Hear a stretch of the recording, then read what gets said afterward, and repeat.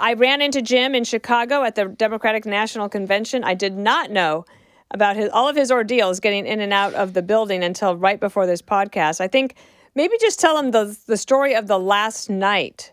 Even though I thought that the convention went pretty smoothly, the weather was excellent. Chicago put on a good show, but getting home was difficult after those nights.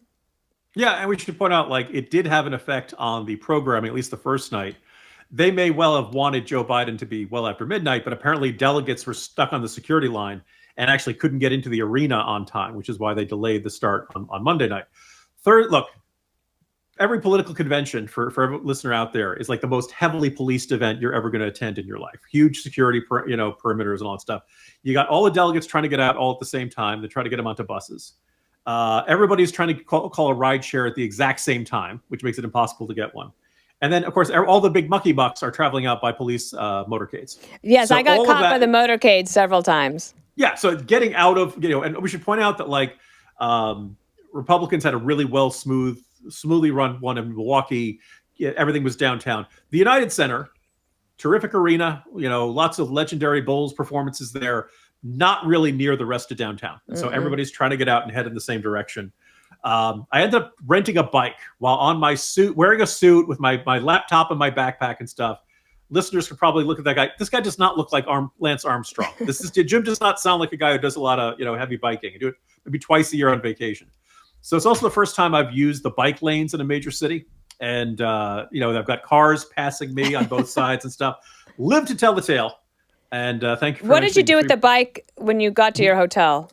So they have little stations where you punch them in. So it was like a block and a half away. I was able to park it, and it was actually relatively inexpensive. So if I'd known that before, I might have had some smoother nights earlier in the week. My goodness. Well, you are here, and we're going to go through some politics for everybody. We keep it pretty high level so that we don't get too in the weeds. But I do think one of the things we could talk about is, where does the race stand today? I've seen some polling that shows a little bit of a bump for Harris. It's normal. Everybody seems to get a little bump out of their convention. But it does feel like in the battleground states, we are in a situation with a tied race, or Kamala Harris slightly ahead, but within the margin of error. Is that about right? Yeah. Democrats had a lot of reasons to feel that mandatory joy last week. That I felt like a Clockwork Orange, my eyes being forced open to enjoy all the joyousness, all the coconut memes. Aren't you happy, Dana? Yeah, look, they've pretty much since Biden dropped out, a lot of things have broken their way exactly the way they would have wanted it to. The walls roll out. All we know about him is this good homespun football coach. We don't know about the fact that he didn't send out the National Guard for a day and a half when the George Floyd riots started and stuff like that. The convention, look, it was a well-oiled machine in terms of putting on exactly the performance and exactly the image they wanted to project. What should make Democrats nervous is they've had about a month of just about as good coverage as you possibly could get. No Harris interviews, no Harris press conferences, and it's still pretty much a tie race. And, there aren't any of these swing states where you'd say, she's put it away. She definitely made up the gap. And Joe Biden, particularly post-debate, was a really weak candidate. Metaphorically and perhaps literally one foot in the grave. And we have instead, a Democratic candidate who can work early morning hours, work late evening hours, do more than one event a day.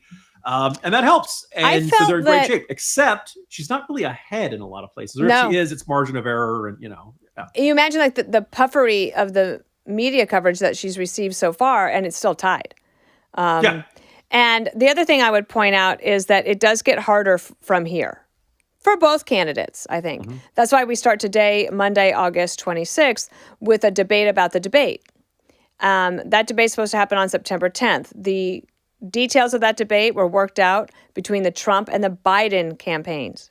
It was basically the same rules as the CNN debate from June 27th. Kamala Harris wants to reopen the negotiation.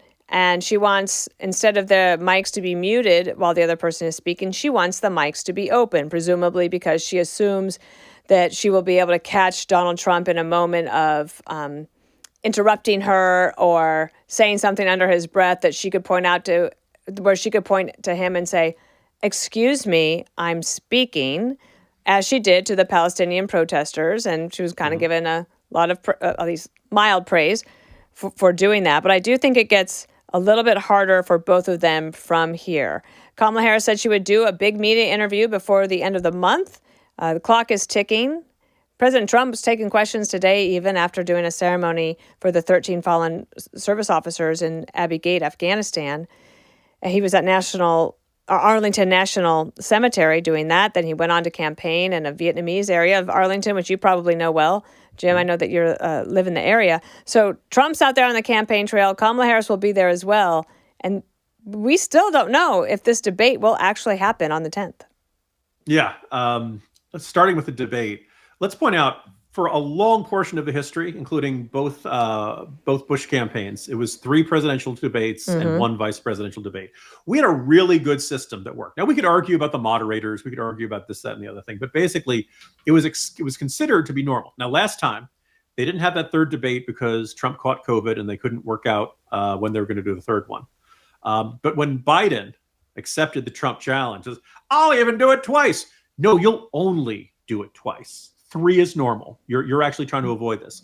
Right now, the message from the Kamala Harris campaign is she'll do 1, and then we'll see, which is a formula for us to have only 2 debates and only 1 between the 2 people who are actually going to be on the ballot, which I think stinks to high heaven. I assume we'll get a vice presidential debate between Walz and Vance. I think that's scheduled for October 1. Yeah. But wouldn't it seem weird that would be the last debate, that we wouldn't get another presidential debate between then and election? There's a lot weird with this election schedule. Early voting starts in Pennsylvania September 16th. It starts in North Carolina September 6th. Yeah. So before that debate.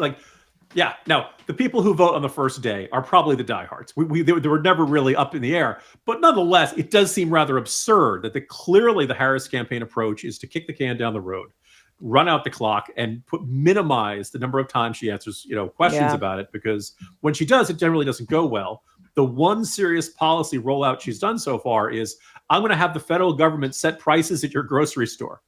And even liberal economists, even Obama economists are like, no, that's not what you want to do. That never works out. Yeah, they're trying to backpedal.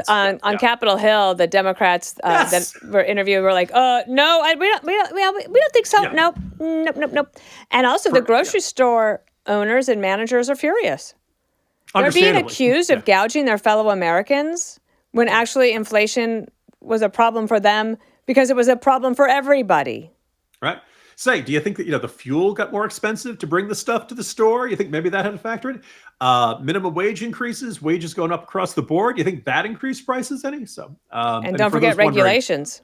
This is not crazy right wingers, Jim and Dana speculate. This is right in Politico, quoting congressional Democrats trying to reassure their wealthy donors and allies who are like, whoa. We're pretty darn liberal, but bread law, price controls has never worked out well. And the message, don't worry, it's never going to happen. We don't have the votes. I know. I think that's one of the things that's very, very frustrating. And who was I reading? I think it might have been Matthew Hennessy. Yes, Matthew Hennessy from the Wall Street Journal. He wrote a piece that said, there are limits to the fantastical claims Americans will believe.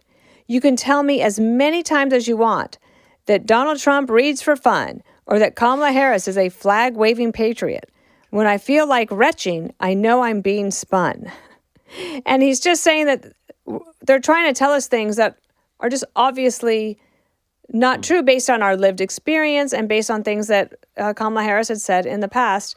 I did think it was interesting that at the convention, Elizabeth Warren, the senator from Massachusetts, very liberal, very left-wing, she got a gigantic and long, sustained round of applause, standing ovation at the convention, to the point that she got tears in her eyes from the adoration and begged them to stop talking so she could get her words in.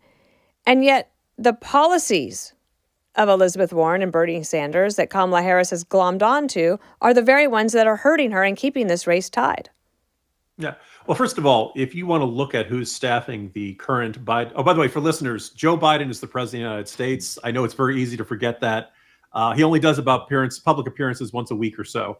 And then they shuffle him off somewhere after that. But if you look at who's in the Biden administration, a lot of them worked in Elizabeth Warren's Senate office, and a lot of them worked on Senator Warren's campaign. It was part of the deal.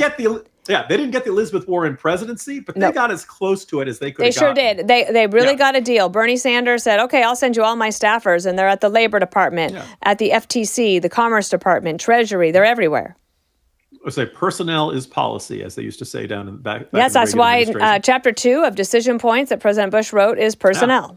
The most important decisions that you'll make are the people that you hire.